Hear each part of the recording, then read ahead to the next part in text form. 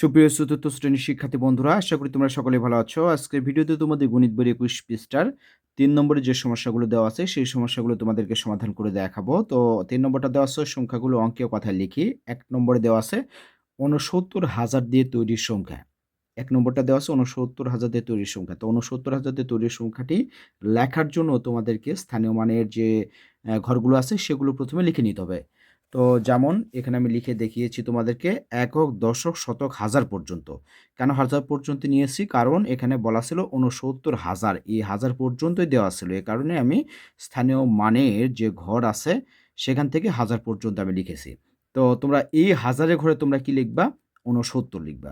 তাহলে হাজারের ঘরে তো কত লিখবা? ৬৯। আর বাকি যে ঘরগুলো থাকবে তার জন্য একটা করে শূন্য ব্যবহার করবা। তাহলে ০, ০, ০। তাহলে সংখ্যাটি আমরা পেলাম ৬৯,০০০।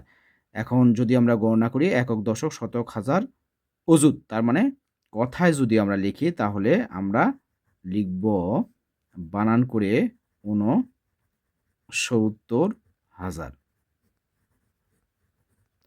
এরপরে ২ নম্বরটা দেওয়া আছে ১০০,০০,০০০ দিয়ে তৈরি সংখ্যা।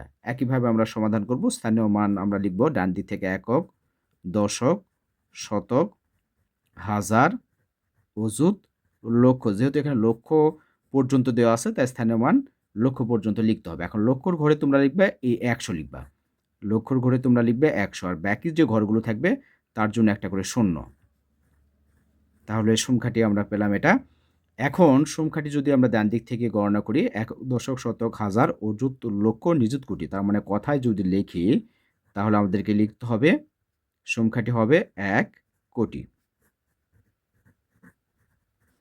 এরপরে ৩ নম্বরটা দেওয়া আছে ২,০০০ দিয়ে তৈরি সংখ্যা। এখানে বলা আছে ৩ নম্বরটা ২,০০০ হাজার দিয়ে তৈরি সংখ্যা। তার মানে একইভাবে আমরা সমাধান করব একক, দশক, শতক, হাজার। কারণ এখানে হাজার কথাটি থাকার কারণে আমরা হাজার পর্যন্ত স্থানীয় মানের ঘর নিয়েছি। এখন এই হাজারের ঘরে আমরা লিখব ২,০০০। বাকি ঘরের জন্য একটা করে শূন্য। তাহলে সংখ্যাটি দাঁড়ালো একক, দশক, শতক, হাজার, অযুত, লক্ষ, নিযুত। তার মানে সংখ্যাটি কথায় যদি আমরা লিখি তাহলে লিখতে হবে ২০ লক্ষ। সংখ্যাটি আমরা পেলাম কত? ২০ লক্ষ। এরপরে ৪ নম্বরটা দেওয়া আছে যে ১২,১২,১২,১২ দিয়ে তৈরি সংখ্যা। তাহলে ১২ লক্ষ বলা আছে। একইভাবে আমরা লিখব একক, দশক, শতক, হাজার, অযুত, লক্ষ। তার লক্ষর ঘরে আমরা ১২ লিখব আর বাকি ঘরের জন্য আমরা শূন্য ব্যবহার করব। তাহলে সংখ্যাটি দাঁড়ালো ১, ২, ২, ২, ৪, ৫টা শূন্য। ১, ২, ৩, ৪, ৫। এরপরে বলা আছে ১২,০০০। তাহলে হাজারের ঘরে এই হাজারের ঘরে আমরা ১২ লিখব আর বাকি ঘরের জন্য আমরা শূন্য ব্যবহার করব। তাহলে শূন্য আমরা পেলাম ৩টা। ০, ২, ১। এরপরে বলা আছে ১২শত। শতর ঘরে আমরা ১২ লিখব, বাকি ঘরের জন্য শূন্য। তাহলে ২টা শূন্য, ২, ১। এরপরে ১২ দিয়ে বলা আছে। তার মানে ১২ হবে এখানে। এখন যদি আমরা যোগ করি তাহলে আমরা যোগফল পাবো এখানে ২, ১, ২, ৩।